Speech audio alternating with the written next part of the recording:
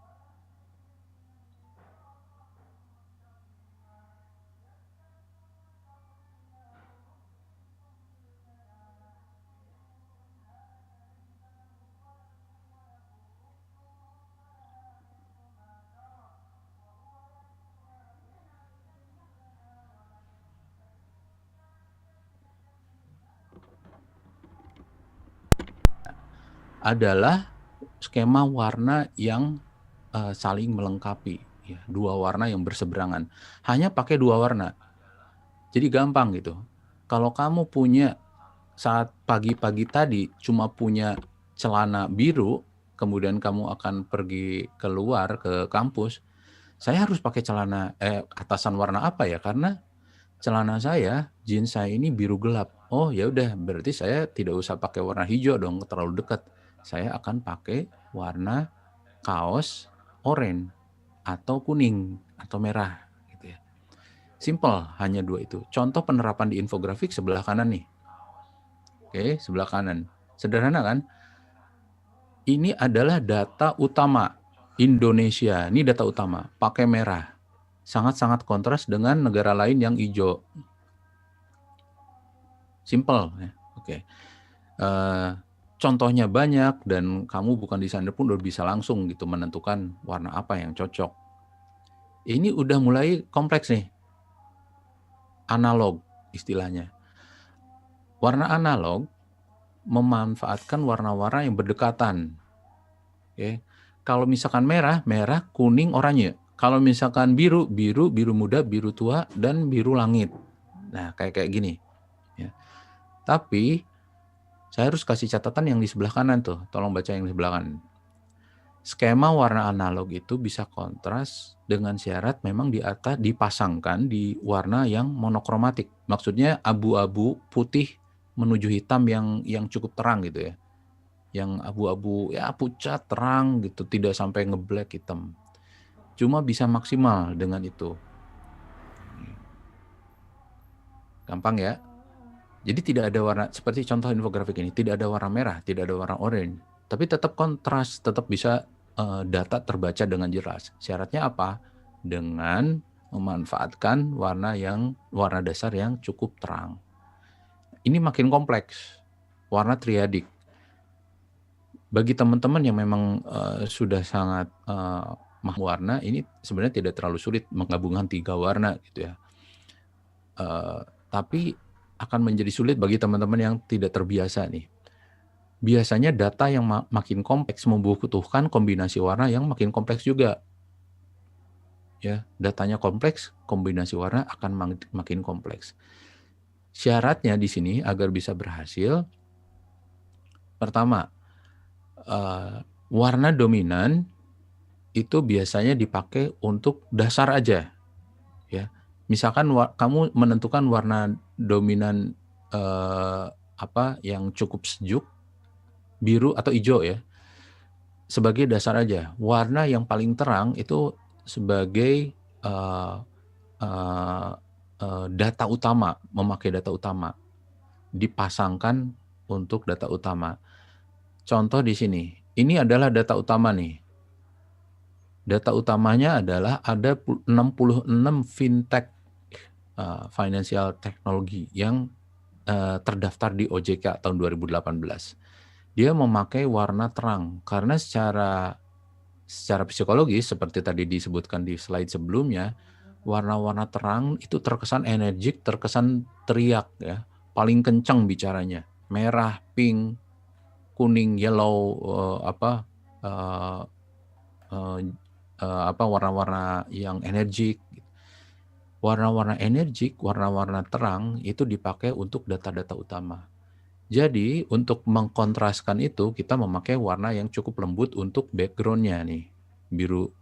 Nah, di daerah ini untuk latarnya. Oke. Untuk kontras latarnya. Oke. Pilih satu warna sebagai warna dominan lalu dua lainnya sebagai aksen.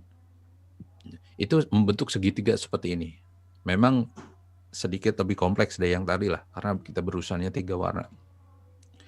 Sebenarnya ada banyak lagi ya skema-skema warna lainnya, heksagon, membentuk heksagonal gitu. Terus, wah banyak lah gitu. Tapi saya rasa dengan 3 skema warna ini, kalian sudah cukup bisa menghasilkan infografik yang mumpuni ya, yang cukup beragam, ya, cukup berhasil lah. Dengan memakai warna-warna kita cukup sensitif pemakaian warna, kita bisa melihat contohnya di sini. Walaupun kuning itu adalah warna yang pucat, kalau dipasangkan dengan biru muda, datanya akan mencolok. Gitu ya. Ini perbandingan yang menurut saya cukup baik ya. Pertama, sebenarnya kuning dan oranye itu warna-warna yang hangat ya. Tapi lihat deh perbandingannya. Kalau dipasangkan di latar yang sama nih, biru muda yang sama, yang paling kontras itu kuning. Ini paling kontras. Ini kontras banget. Ketimbang oranye. Padahal sama dalam keluarga warna-warna ini ya, warna-warna hangat gitu. Oke. Saran dari saya, kesimpulan dan kiat saran masalah warna dari saya. Kelihatan ya? Nah, bisa dicatat lah buat teman-teman yang meskipun bukan desainer, tapi suatu saat kalian akan bekerja sama dengan rekan-rekan yang untuk membuat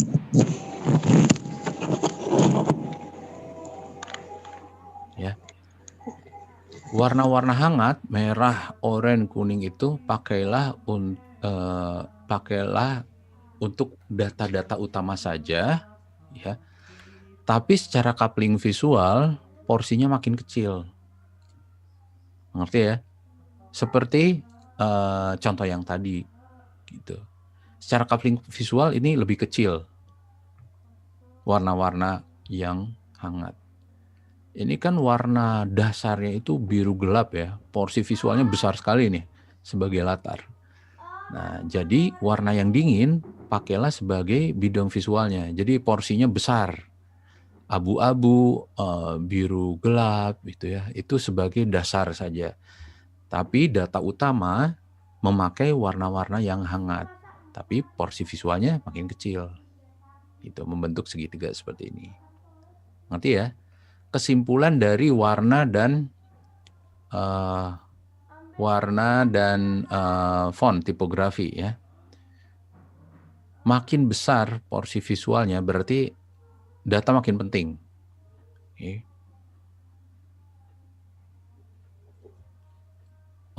Makin tebal fontnya, hurufnya berarti makin penting. Ya. Makin besar, warna makin tebal, huruf makin tebal. Ya, berarti data makin penting. Oke. Berikutnya, sejauh ini udah paham ya? Berikutnya. Ini adalah kendala distribusi karya-karya kalian di media sosial. Yang pertama yang selalu saya amati, yang kami alami. Desainer ataupun siapapun lah, walaupun bukan desainer, ketika bikin karya itu di layar yang besar, di laptop atau di desktop.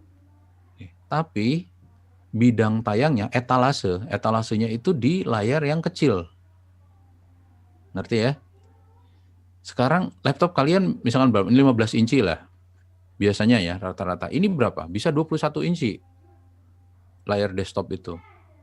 Atau 20 ya. 20 inci rata-rata. Tapi bidang tayangnya cuma segini nih. Bayangin. Sekarang gawai kalian, ponsel kalian 5 inci kan? 7 lah. 7 inci kalau ada yang super besar tuh. Nggak akan lebih dari itu. Jadi biasanya desainer ketika melihat dia sudah memakai font tipografi yang ini udah cukup kebaca kok di layar saya, dia nggak merhatiin, dia nggak merasa, dia nggak memperkirakan bahwa dia harus dilihat di gawai yang layarnya kecil. Ya, ini akan jauh berkurang. Angkanya sekitar segini nih, bayangin. Mengecil 75%. Jadi kalau font kalian dibuat di sini ukurannya 100 poin, masuk ke sini tinggal 25 poin. Nah, itu harus menjadi pertimbangan bagi kalian ketika membuat infografik. Ini masalah yang selalu muncul pertama biasanya. Ya. Ini adalah salah satu contoh Instagram. Instagram sayangnya Instagram ini muncul dari institusi departemen pemerintahan ya. Saya potong nih, saya nggak tampilkan institusinya mananya. Pokoknya kalian ini menjadi studi kasus saja lah. Padahal ini muncul di situs, di akun resmi salah satu instansi pemerintahan. Masalahnya di sini adalah ukuran font. Seperti tadi saya sebutkan di slide sebelumnya. Oke. Nah, kelihatan? Ini adalah data-data utama nih yang di kotak kuning, di data-data utama dari infografik ini. Sebaran peserta kartu prakerja, ada berapa ribu di Provinsi Sulawesi Utara, berapa ribu di Papua, berapa ribu di Provinsi Maluku. Tapi terlalu kecil. Ini kalian lihat di layar monitor laptop ya, jadi tampak besar. Tapi ketika dilihat di gadget, di gawai, ini kecil banget. Jadi tidak ada yang kebaca nih. Sayang sekali kan, informasinya bagus dari tangan pertama, tapi nggak ada yang nggak nyampe. Nggak nyampe ke pemeriksa, nggak nyampe ke target karena terlalu kecil ukurannya. Itu sangat disayangkan. Ini juga sama. Fontnya sangat terbaca nih sebenarnya di gadget, di layar gadget kalian pun sangat terbaca ini sebenarnya. Tapi masalahnya muncul adalah garis pada peta membingungkan. Jadi kalian bentuk visual apapun sebenarnya harus dipikirkan. Kenapa harus pakai kotak? Kenapa harus pakai garis kayak gini? Ini kenapa muncul garis-garis kayak gini? Saya juga nggak paham ya. Kok acak-adut gini, nggak jelas gitu garis apa yang merah ini. Ini juga sama, sayangnya muncul di akun media sosial dari satu instansi pemerintahan nih tentang palaparing. Kalian bisa memperkirakan lah instansi mana yang berurusan dengan palaparing. Ini ada garis merah, nggak ada legenda, tidak ada legenda sama sekali. Garis merah itu apa, garis biru itu apa, tapi ada muncul di sini dan nggak jelas bentuknya. Nah, kenapa harus di blocking pertimbangan semua? Kenapa ilustrasinya tentang kabel ini harus ada pertimbangan semua? Saran dari kami sih makin clean itu makin bagus. Ini icon biasa muncul di kata data. Ini kiat dari kami ya, saran dari kami setelah beberapa lama kita mencoba tes. Saran dari kami, memang font itu nggak ada yang sama ukurannya. Kalau kami memakai Gotham ya, font kami itu. Kami beli font resmi semua Gotham. Keluarganya banyak. Tapi kan tidak populer, tidak umum. Sebagai ancer-ancer buat kalian pasti punya Arial nih. Oke? Di semua laptop sepertinya Arial cukup populer ya dan gratis sepertinya. Sudah pasti beli laptop ada muncul Arial. Perkiraan dari kami untuk judul setara, oke? Setara Arial 65 poin. Tapi ini kan karena besar ya kalian silakanlah kalau lebih dari ini juga nggak apa-apa, lebih kecil dari ini sekitar 50-40 juga nggak apa-apa. Tapi yang menjadi concern kami adalah font paling kecil, ya karena masalah kita kan masalah keterbacaan dari tadi nih. Ini adalah font paling kecil di infografik ini. Memang ada yang jauh lebih kecil lagi, tapi ini kreditasi, ini dianggap tidak data utama lah, data yang hampir bisa diabaikan gitu karena hanya kreditasi. Tapi ini data-data utama nih. Paling kecil adalah 16 poin. Saran dari kami ya. Tidak lebih kecil dari ini. Oke, untuk menjaga keterbacaan yang tinggi di infografik, nggak hanya infografik, apapun sajian kalian di media sosial. Nah, Instagram sekarang ada tiga rasio ya. Dulu sih seingat saya di awal-awal cuma 1 nih, cuma 1:1 Instagram tuh. Tapi sekarang ternyata udah ada 3, itu berkembang cepat. Nah, kalian harus bisa memperkirakan ini juga nih, mana yang cocok untuk disajikan di portrait, square, atau landscape. Contoh-contoh yang tadi saya hadirkan sebelumnya untuk proporsi yang landscape. Ya. Oke.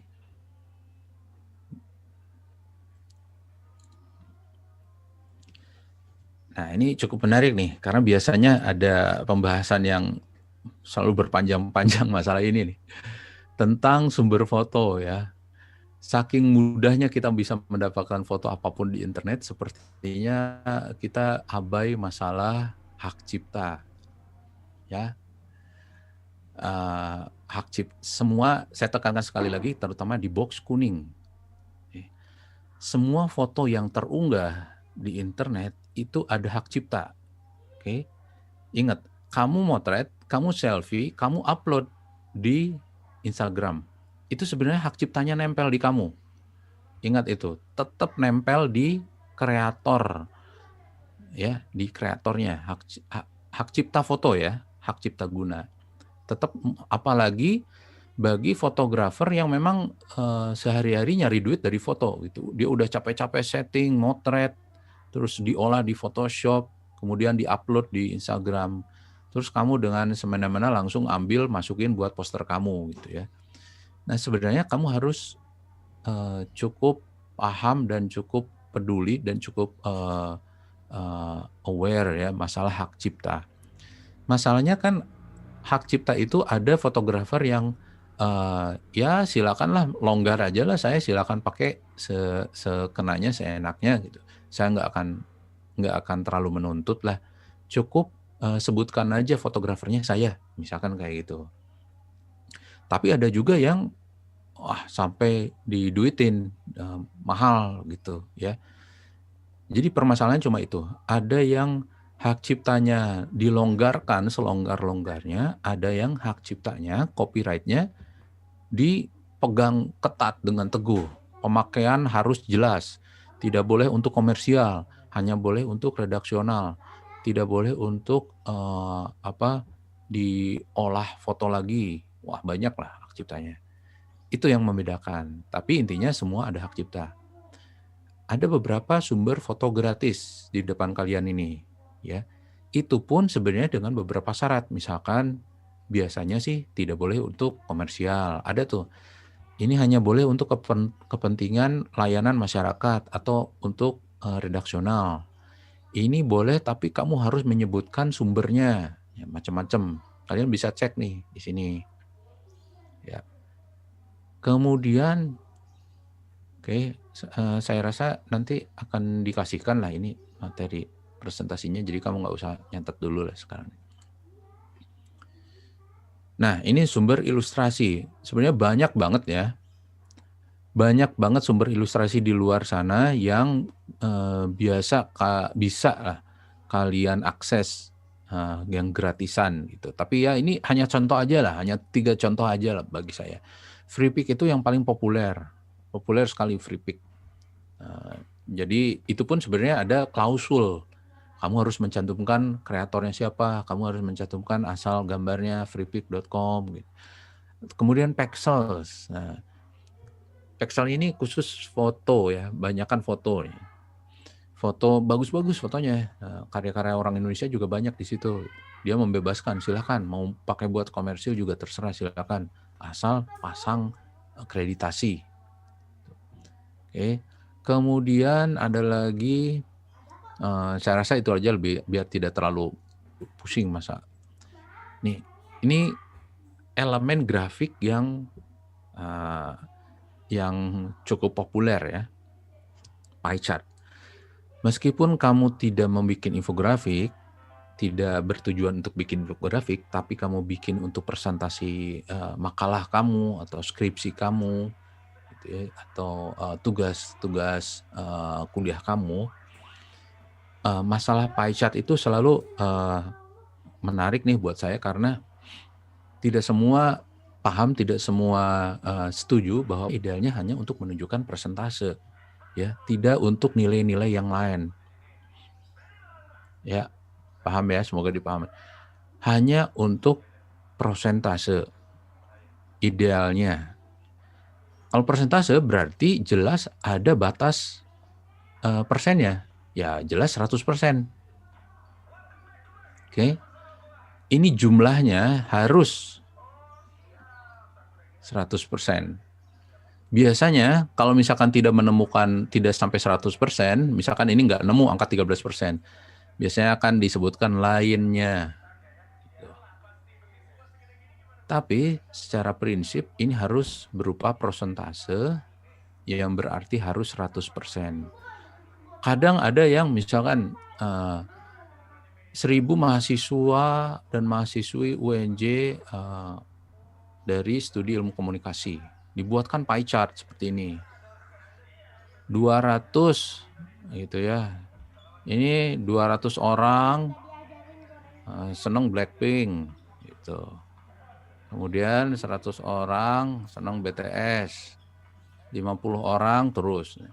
Tapi satuannya apa? Ternyata satuannya orang 1.000 gitu. Ini kurang cocok untuk dibuatkan pie chart. Namanya juga pie gitu ya. Pizza pasti harus rounded. Oke. Paham ya? Itu kiat dari kami. Idealnya. Ini salah satu contoh juga nih yang menarik. Bagaimana pie chart tidak digunakan untuk persenan. Ya, sayangnya ini dari akun media sosial dari instansi pemerintah juga. Ceritanya yang warna oranye, ini oranye kan? Oranye.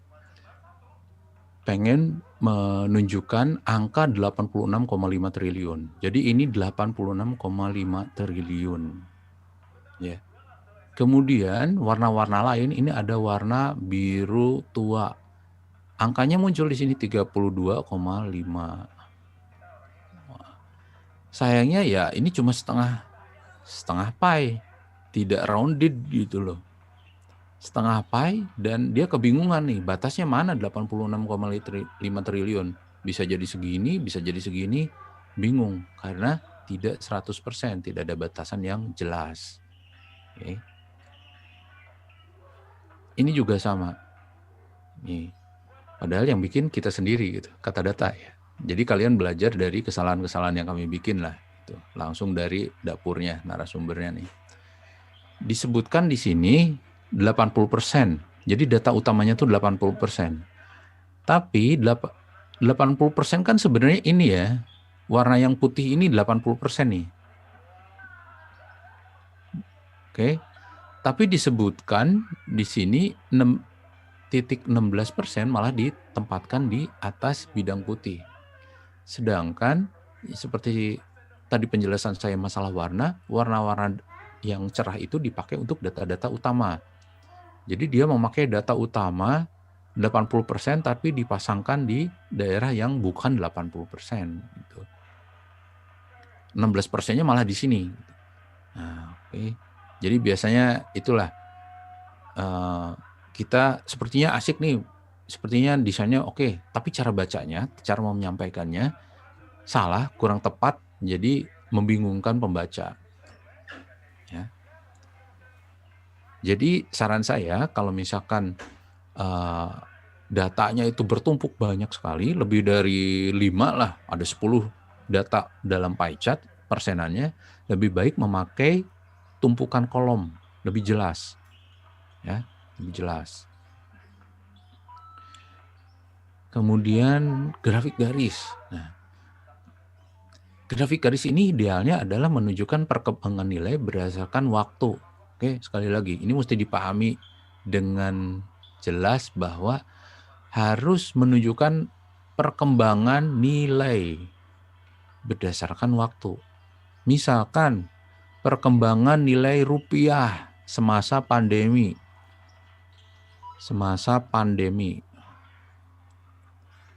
Dari ya mungkin bukan 2010, dari Maret ya. Maret, April, Mei, Juni. Yang merah ini rupiah, ini Malaysia, dolar Singapura, kemudian apa lagi? Peso Filipina gitu ya. Perkembangan. Jadi kelihatan karena nilainya sama. Ini nyambung terus gitu.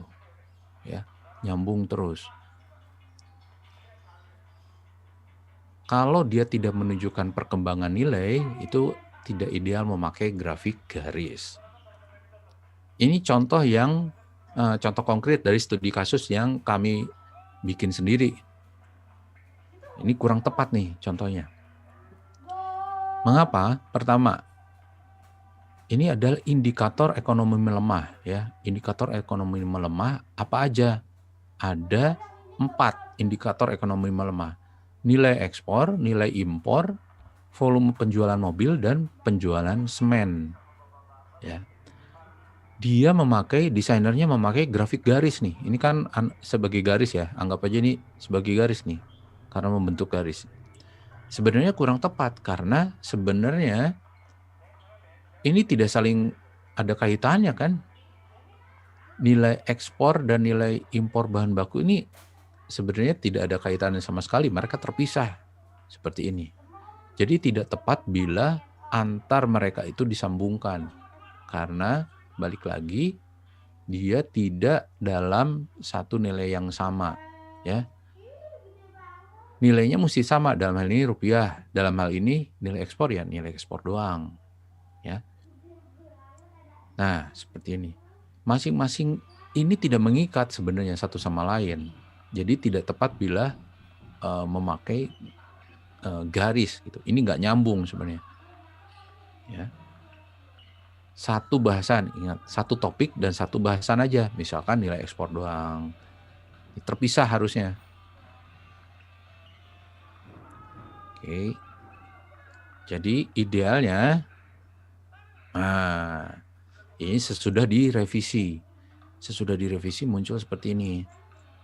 Nilai impor dalam satu batang tersendiri. Nah, terpisah. Dia nggak nyambung kan? Nggak nyambung. Individual gitu. Jelas, ini ada pembabakan yang jelas di sini.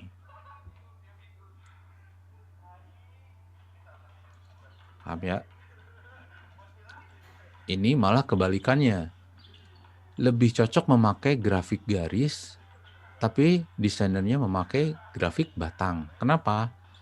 Karena di grafik ini, bahasan ini, nilainya cuma satu, yaitu maaf kata nih dokter yang menjadi korban COVID. Dokter yang menjadi korban COVID. Berapa jumlah dokter yang menjadi korban COVID? Dari mulai Maret sampai September tahun ini. Ya.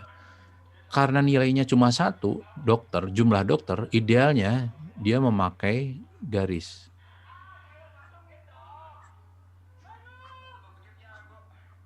Karena nilainya cuma satu. Oke. Semoga nggak makin bingung. Ini penting juga nih. Kalian sudah terbiasa melihat bar seperti ini ya. Ini pasti 100% nih.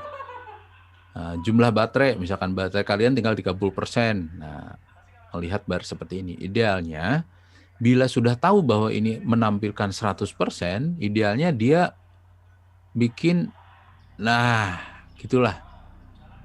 Ada, nah, kayak gitu. Jadi ini ada batasnya. Ini adalah batas minus 100%. Sementara dia baru 45%, baru setengahnya.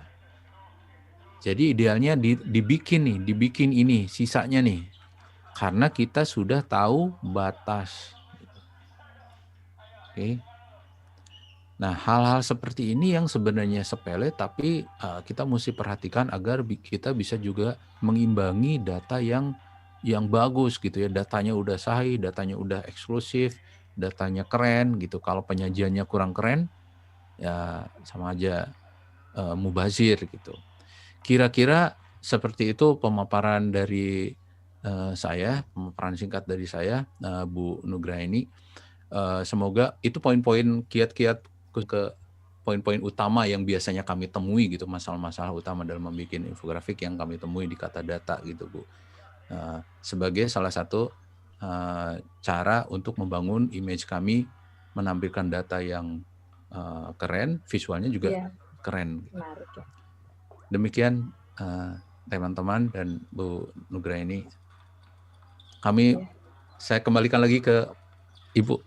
Ya, terima kasih Bapak Lambok, materinya bagus banget. Saya juga jadi sangat belajar ini Pak, gitu. Infografik ini penting sekali gitu untuk menyampaikan data sehingga data yang tadinya bentuk angka atau bentuk yang lain ya, kata-kata, bisa tersampaikan dan mudah dipahami oleh khalayak ya Pak, dengan gambar-gambar yang menarik gitu. Kemudian sekaligus saya sampaikan kesimpulannya, proses yang harus diperhatikan juga adanya narasi dan data atau informasi yang ada ya Pak. Terus di sini perlunya infografik untuk memudahkan pembaca dalam menerima informasi dan mempergunakan perangkat visual.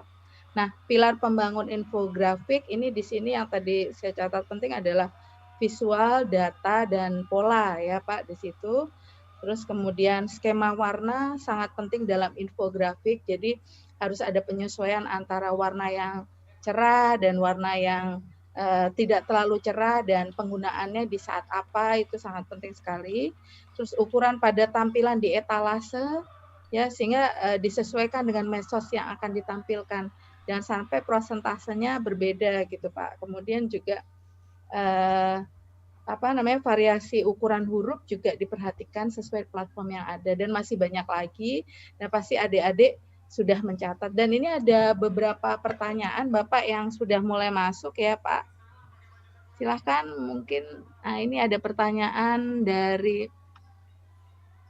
banyak sekali anak-anak kita karena kami sangat tertarik ya Pak. Pertama dari mahasiswi angkatan 2018, Angelita, dia bertanya kepada Bapak Lambok, dari materi yang disajikan, rata-rata konten kata data berbentuk infografis, apakah kata data sendiri sebelumnya melakukan survei atau riset bahwa konten infografis ini lebih disukai menjadi preferensi khalayak sasaran dibandingkan konten dengan bentuk lain, atau pemilihan infografis ini merupakan preferensi dari tim kata data saja dalam menyampaikan informasi.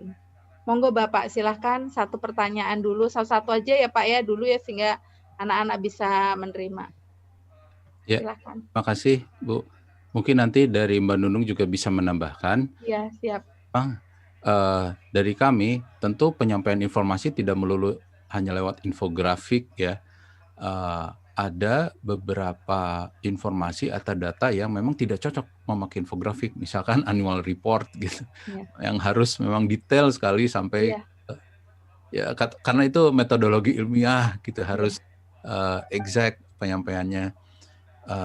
Infografik karena salah satu yang cukup ngetren dari tren komunikasi di media saat ini.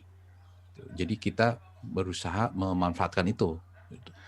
Karena penyampaian informasi yang paling cepat yang kami alami, salah satunya infografik. Jadi biar lebih cepat diterima masyarakat, tapi kalau mau lebih detail, ya ada, kami punya juga gitu, bisa juga. Kalau pengen cepat dan mengerti garis besarnya, ini lewat infografik. Saya rasa itu kebijakan dari semua media sudah lazim ke arah sana ya. Tidak hampir semua media yang cukup mainstream itu bermain di sini Bu, bermain di infografik, baik itu multimedia ataupun cetak ataupun hanya medsos statis gitu ya, statis atau bergerak, semuanya mencoba membikin ini. Mungkin dari Mbak Nunung ada tambahan? Silahkan Mbak Nunung. Kalau infografik tuh memang sejalan dengan tren juga sih. Maksudnya tadi kan saya memaparkan kecenderungan orang saat ini tuh tertarik di bidang visual gitu. Jadi penggambaran data melalui baik visual infografik ataupun video motion grafik itu lebih berkembang seiring dengan kita terbiasa melihat informasi dari handphone atau dari laptop ya gitu. Jadi kecenderungan orang untuk lebih tertarik di bidang visual itu lebih besar, apalagi dengan adanya Instagram ya, seperti dan platform medsos gitu. Jadi memang ini sejalan dengan ini ya, sejalan dengan tren dunia gitu. Dan tadi Mas Lambok juga di awal ada penelitian bahwa orang lebih cepat menangkap infografik gitu. Nah, selain itu ini juga menjadi pembeda kata data dengan yang lainnya sih, di saat dulu media yang lain belum tertarik ke arah ini, kita yang fokus dan ingin menyajikan, karena kan Kata Data media spesialis untuk bisnis dan ekonomi untuk online. Kalau misalnya untuk cetak mungkin kita bisa lihat Bisnis Indonesia, Kontan gitu ya. Tapi kalau untuk website itu ya memang ada kayak bisnis.com, kontan.com. Tapi kalau untuk Kata Data kan memang spesialisasinya di ekonomi. Jadi kita memikirkan apa sih yang bisa menjadi pembeda kita gitu. Karena kalau kita bertarung dengan media-media besar yang sudah ada dan itu tuh akan sulit ya. Jadi kita memang fokus di satu titik gitu. Jadi kita bermain mengunggulkan kedalaman data dan kemudahan orang untuk mencerna gitu. Jadi memanfaatkan pangsa pasar yang bermain di arah ceruk itu sih gitu. Jadi itu sih menjadi pembeda Kata Data dengan yang lainnya. Dan memang kalau misalnya sekarang pun media lain juga menggunakan infografik ya, gitu ya. Jadi itu pun tetap ada bedanya sih. Maksudnya kalau Kata Data itu, kalau kita lihat infografiknya itu dia datanya lebih padat. Jadi maksudnya ada satu yang data tadi yang infografik panjang itu ada 3 data gitu. Dan simple ininya poin-poinnya itu lebih simple gitu. Karena saya lihat di media yang lain infografiknya itu dibuat hanya sekedar kayak hanya menempel teks ke gambar, tapi tidak. Jadi kalimat masih panjang yang harusnya perlu dipangkas itu jadi kurang ringkas gitu. Jadi memang kita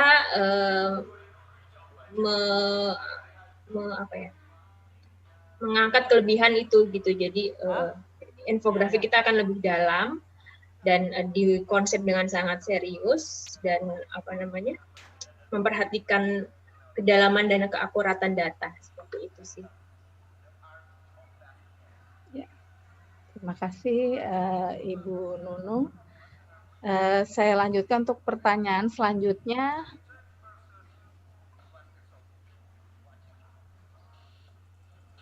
Ini ada pertanyaan dari Sisiliana Rahma, angkatan 2019, izin menanyakan kepada Bapak Lambong, apakah lazim dalam infografis menggunakan lebih dari satu font? Adakah batasan maksimal penggunaan font dalam desain infografis? Terima kasih, Bapak. Ya, terima kasih, Bu Nugraini. Sisilia ya tadi? Iya, Sisiliana Rahma. Sepertinya udah sedikit paham masalah desain nih, makanya lebih menjurus nih kayaknya. Oke, bagus pertanyaannya. Berapa font maksimum untuk pembuka untuk dipasang di infografik? Jangan terlalu banyak. Tapi saya nggak bisa ngomong berapa banyak juga ya, karena ini kan ini juga ilmu komunikasi ya, bikin desain juga ilmu komunikasi. Jadi tidak ada rumus pasti, karena bukan ilmu pasti, bukan ilmu falak. Tidak ada rumus yang exact banget harus dipakai semuanya. Infografik yang baik adalah yang hanya menggunakan 3 font. Nggak ada ya seperti itu. Tapi memang jangan terlalu banyak. Karena pertama gini, font yang berbeda, pengertiannya akan berbeda juga. Ya. Bahkan dalam satu keluarga font, misalkan kamu pakai font Arial yang bold dengan yang regular aja, pemakaiannya berbeda. Itu kan menunjukkan image yang berbeda. Seperti saya bilang tadi, memakai bold berarti penting, regular berarti biasa aja. Font yang light, yang tipis berarti paling tidak penting. Ketika kita memasukkan font yang berbeda juga, yang sama sekali berbeda, ini akan kebingungan pembaca ya. Secara tidak sadar mereka akan melihat, sebenarnya ini bagian dari infografik yang ini atau bukan ya informasinya ya. Karena fontnya jauh sekali berbeda. Nah, saran saya sih, kalaupun memakai font yang berbeda, tapi dalam keluarga besar yang sama, misalkan yang serif juga, yang berkait atau tidak yang berkait semua, tidak berkait semua. Memang ada beberapa contoh yang bagus masalah penggunaan font yang banyak font yang berbeda-beda, tapi dalam satu tampilan infografik ya. Ada beberapa contoh yang bagus sekali, tapi itu sangat-sangat kompleks informasinya. Saya yakin kita belum mencapai ke sana, ya. Kita akan baru membangun infografik yang sederhana dengan informasi yang tidak terlalu kompleks. Makin sederhana informasinya, pakailah hanya satu model font saja. Makin kompleks, itu baru sangat terasa dibutuhkan pemakaian font yang banyak yang berbeda-beda. Contohnya, font di peta. Itu bisa ada banyak sekali jenis font. Karena data yang disematkan dalam peta ada banyak. Perairan, data daratan dan perairan. Di perairan pun ada banyak, ada model teluk, pelautan, atau di daratan pun ada daratan tinggi, dataran rendah, gitu. Tutupan lahan, beda-beda kan. Jadi seperti itulah saran dari saya. Cecilia, terima kasih. Ya, terima kasih Bapak Lambok. Terus ada pertanyaan lagi ini dari Fauzan. Izin bertanya tentang multiplatform dalam suatu branding. Bagaimana cara pengonsepan awal atau strategi dari kata data agar data yang disajikan dapat berkesinambungan dan saling mendukung dengan platform dan jenis konten yang berbeda. Monggo ini Mbak Nunung dan Pak Lambok. Ini pertanyaannya berkaitan dengan strategi kata data, ya. Silakan. Kalau multi-platform itu biasanya membedakannya itu dari sisi caption bisa, kemudian dari sisi gaya bahasa juga bisa gitu. Jadi misalnya kayak ke Instagram itu bisa menggunakan bahasa yang lebih lebih renyah gitu ya. Atau kalau Facebook itu menggunakan caption yang lebih merangsang orang untuk bertanya-tanya atau misalnya untuk ngeklik berita itu. Jadi misalnya itu kontennya itu misalnya satu berita tentang resesi gitu. Itu tuh bisa ditampilkan dalam bentuk gambar untuk di Instagram. Pesannya ada gambar gedung-gedung atau pertumbuhan ekonomi, terus nanti ada konten gambar Indonesia memasuki jurang resesi seperti itu. Nah, itu akan dilengkapi di caption. Tapi kalau misalnya untuk Facebook, itu kita hanya cukup 2 atau 3 kalimat yang menjelaskan tentang Indonesia resesi dan apa sih penyebabnya gitu. Jadi mungkin orang tuh jadi bisa bertanya-tanya gitu. Dan kalau misalnya untuk Twitter, itu tuh mungkin bisa kita, untuk yang tema yang sama, itu kita bisa karena keterbatasan tempat ya, full tweet gitu ya. Jadi kayak bikin tweet gitu. Nah ini kayak misalnya saya contohkan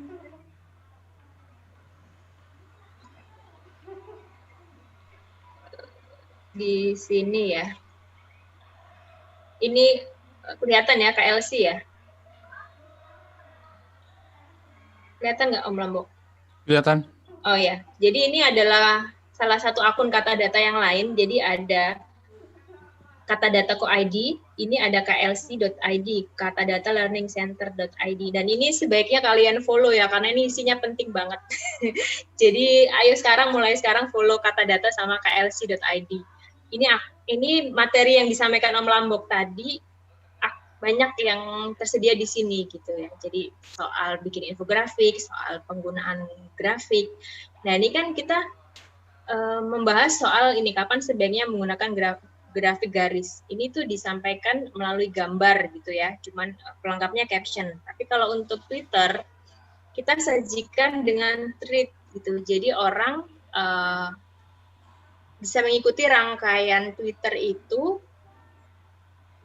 melalui tweet ini gitu. Jadi misalnya kapan saya harus memakai grafik garis gitu kan, kapan saya harus lebih baik memakai grafik batang gitu. Jadi ini tuh akan bisa dinikmati juga di platform Twitter dengan materi yang sama sebenarnya, cuman perbedaan cara penyajian saja gitu.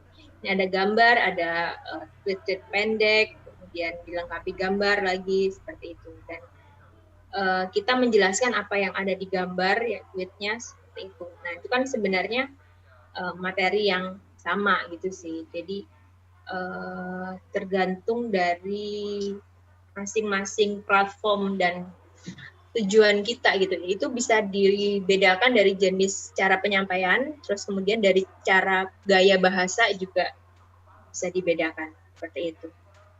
Terus, mungkin itu ya jawaban saya, Bu. Ya, terima kasih Mbak Nunung. Kemudian ini ada pertanyaan lagi dari Haikal.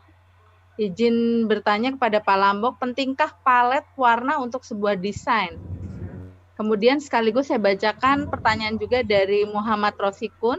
Bagaimana cara kata data untuk bisa menggait pembaca baru di mana banyak bermunculan portal atau penyedia infografik lainnya? Terima kasih. Terima kasih pertanyaannya. Memang penting kalau kita sudah punya palet warna, pertama akan lebih cepat kita memproduksi apapun ya, tidak hanya infografik, tapi juga misalkan poster kegiatan kalian bikin apa ya, bikin event yang untuk umum gitu ya, ditujukan untuk masyarakat umum. Apapun posternya, apapun eventnya, apapun produk desainnya, tapi kalau palet warna yang kita sama, kita punya satu palet yang disepakati bersama, itu akan kelihatan tuh, oh berarti Universitas Negeri Jakarta selalu memakai palet warna yang sama nih, sudah menjadi ciri khas, itu menjadi identitas ya. Palet warna adalah bagian dari identitas institusi atau diri kalian ya. Tapi sifatnya tuh subtle sekali sebenarnya. Sifatnya tuh gitu, menjadi fundamental aja, tidak langsung terlalu banal gitu ya sifatnya tuh, karena memang sangat menjadi pondasi doang gitu. Tapi itu penting, selalu ketemu kombinasi kuning dan hitam berarti oh UNJ. Kata data pun sama, selalu ada biru tua. Kalau kalian perhatikan tadi di presentasi kami juga diawali dengan slide yang kombinasi dasarnya biru tua dan font yang putih. Itu udah menjadi salah satu identitas kami. Jadi betul, palet warna itu penting. Misalkan kalian punya 5 palet warna udah cukup lah. Tapi kombinasinya bagus ya, kombinasi palet warnanya bagus. Saya rasa demikian. Langsung ke pertanyaan berikutnya. Ya, pertanyaan berikutnya ini tadi cara menggait ini apa? Menggait pembaca baru di mana banyak bermunculan portal atau penyedia infografik lainnya. Monggo Bapak atau Ibu Nunung, silahkan. Saya akan coba jawab dulu ya. Iya. Bahwa betul sekali ada beberapa portal yang bisa menyediakan fasilitas membuat infografik secara instan. Salah satunya Canva yang populer itu ya. Silakan pakai karena itu sangat membantu, terutama bagi kalian yang memang bukan desainer dan saya ini nggak pede nih bikin infografik, tapi ada tools, ada perangkat yang membantu, ya silakan pakai, itu nggak masalah. Kan tujuannya itu hanya sebagai fasilitator ya, yang terutama konten. Ingat, kalian adalah konten kreator, itu yang kalian jual utama itu. Jadi menjual jiwanya dulu, karena fasilitas seperti tadi itu hanya kosmetiknya aja gitu.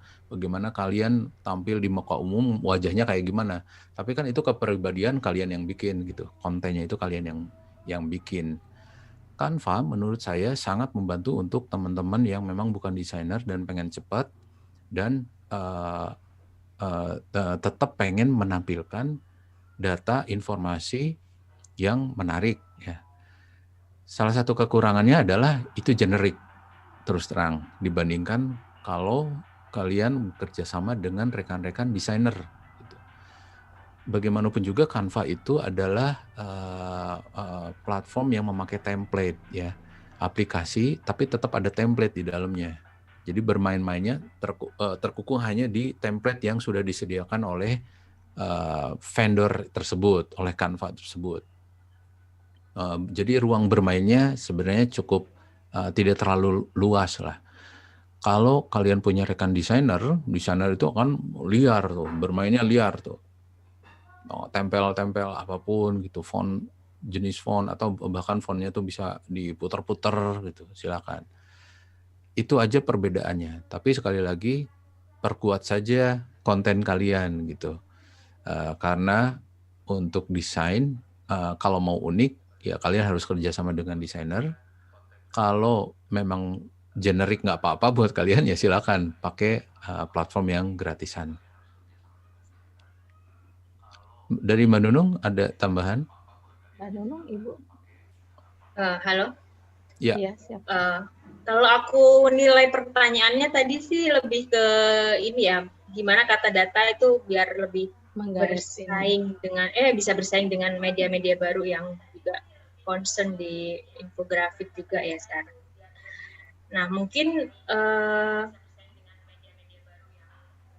memang sih banyak media-media dan akun-akun baru yang menyediakan infografik-infografik yang bagus gitu ya. Jadi kadang itu konten is king gitu ya. Jadi kuncinya adalah isi dari konten tersebut. Semakin dia menarik dan lengkap, itu akan menarik netizen ya gitu. Jadi ada juga yang sebenarnya nggak perlu dibikin secara rumit, sederhana. Misalnya,